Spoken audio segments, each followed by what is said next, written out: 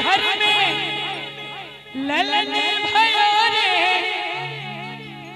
हो नंद बाबा के घर में ललन भयो रे,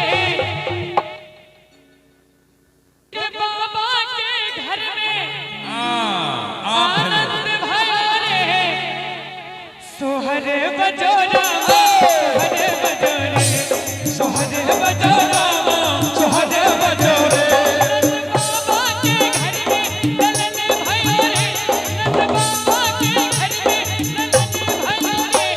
सोहर बजो रामा सोहर बजो रे, सोहर बजो रामा सोहर बजो रे।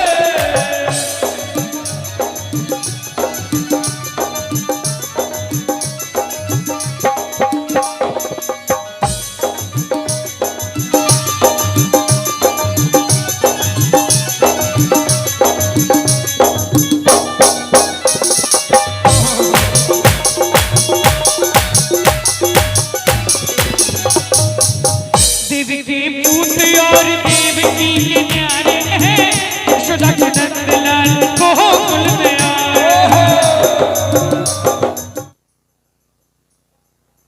देवी पूत और देवकी के न्यारे हैं, यशोदा के नंदलाल गोकुल में आए। आठ फलक आधी रंजिया खुल गया रे, आठ फलक आधी रंजिया खुल गया रे।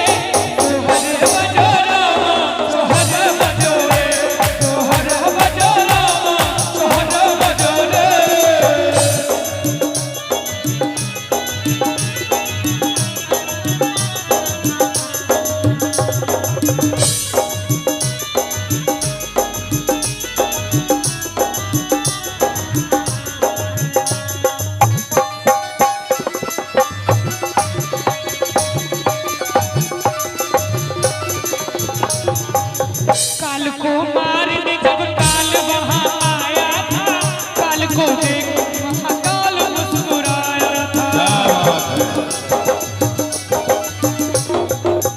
काल को मारने जब काल वहां आया था, काल को देख महाकाल मुस्कुराया था। फिर क्या हुआ? कहीं ध्यान दो शब्द पर। काल को मारने जब काल वहां आया था, काल को देख महाकाल मुस्कुराया था।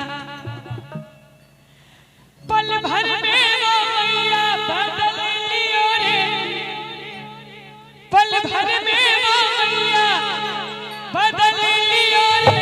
सोहर बजो रामा सोहर बजो रे, सोहर बजो रामा सोहर बजो रे।